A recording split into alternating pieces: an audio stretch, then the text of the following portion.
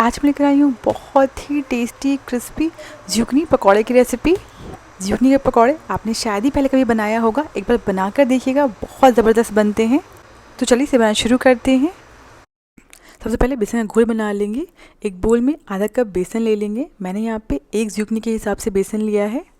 इसमें हम स्वादानुसार नमक ऐड करेंगे, आधा चम्मच हल्दी पाउडर और आधा चम्मच कश्मीरी लाल मिर्च पाउडर ऐड करेंगे। आप चाहें तो इसकी जगह रेगुलर लाल मिर्च पाउडर ऐड कर सकते हैं। इन सभी को अच्छे से मिक्स कर लेंगे।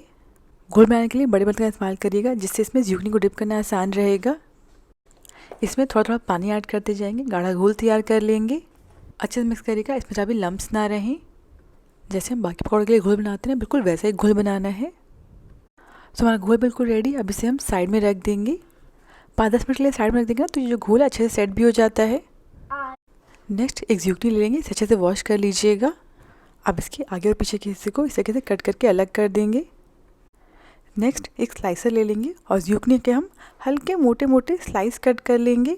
इस तरह से लंबाई में कट करेंगे तो देखने में बहुत ही अच्छे लगते हैं, प्लस खाने में बहुत टेस्टी लगते हैं और बहुत ही क्रिस्पी बनते हैं। आप चाहें तो स्लाइसर की जगह सिंपली चाकू से कट कर सकते हैं। तो आपको जो भी तरीका आसान लगे आप उस तरीके से कट कर लीजिएगा। नेक्स्ट क्या करेंगे, गैस पर मीडियम हाई फ्लेम पर तेल भी गर्म होने के लिए रख देंगे। जैसे तेल का गर्म हो जाएगा हम पकौड़े फ्राई करना स्टार्ट कर देंगे।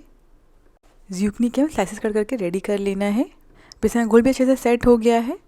एक ज़ुकनी की स्लाइस ले लेंगे और इसे हम बेसन के घोल में डिप कर देंगे अच्छे से, और इसे घोल से अच्छे से कोट कर देंगे। इसे हम बैटर से निकाल लेंगे और गर्म गर्म ऑयल में डाल देंगे। जैसे आप इसे ऑयल में डालेंगे ना, ऑयल से बहुत ज़्यादा तेज बबल्स आने लगेंगे, इसका मतलब ऑयल बिल्कुल सही गर्म है। ध्यान रखिएगा बिल्कुल धुआं उठने वाला ऑयल ना हो, वरना जो पकौड़े हैं वो बाहर तो जल्दी ब्राउन तो हो जाएंगे पर अंदर से कच्चे रहेंगे। इन्हें 2 से 3 मिनट के लिए पकने दीजिएगा, जब तक नीचे साइड से अच्छे से पक न जाएं। जब नीचे साइड से हल्का पक जाएंगे तो इन्हें हम पलट लेंगे और बस पलटते पलटते 1 से 2 बार और इन्हें हम तब तक सेकेंगे जब तक कि यह हल्के गोल्डन ब्राउन ना हो जाएं। सो ये पकौड़े हम 2 तरह से बनाएंगे, ये पहला तरीका है। इसी के साथ जो पकौड़े 2 साइड से अच्छे से पक गए, अब इन्हें हम पैन से निकाल देंगे। नेक्स्ट पकौड़े के लिए भी हम सिंपली ज़ुकनी को इस तरीके से बेसन घोल में डिप कर देंगे और एक्सेस बेसन के घोल को हटा देंगे, और इसके बाद इसे हम ब्रेड क्रम्स के ऊपर रख देंगे। इसकी दोनों साइड पर हम ब्रेड क्रम्स लगा देंगे। ब्रेड क्रम्स की वजह से तो ये पकौड़े और ज़्यादा क्रिस्पी बनते हैं। दोनों साइड से अच्छे से ब्रेड क्रम्स से कोट करने के बाद इसे भी हम पैन में डाल देंगे। इन्हें भी हम नीचे साइड से हल्का पकने देंगे। जब नीचे साइड से हल्के पक जाएंगे तो इन्हें हम पलट लेंगे। इसे हम बस एक बार और अलट पलट लेंगे, जिससे इन पर बहुत ही बढ़िया कलर आ जाएगा और दोनों साइड से अच्छे से क्रिस्पी हो जाएंगे। और इसी के साथ ये दोनों साइड से अच्छे से पक गए, इन्हें हम पैन से निकाल लेंगे। और इसी के साथ हमारे दोनों तरह के पकौड़े बिल्कुल रेडी हैं। सो हमारे पकौड़े बिल्कुल रेडी हैं। चलिए फटाफट से इनके साथ खाने के लिए चटनी बना लेते हैं।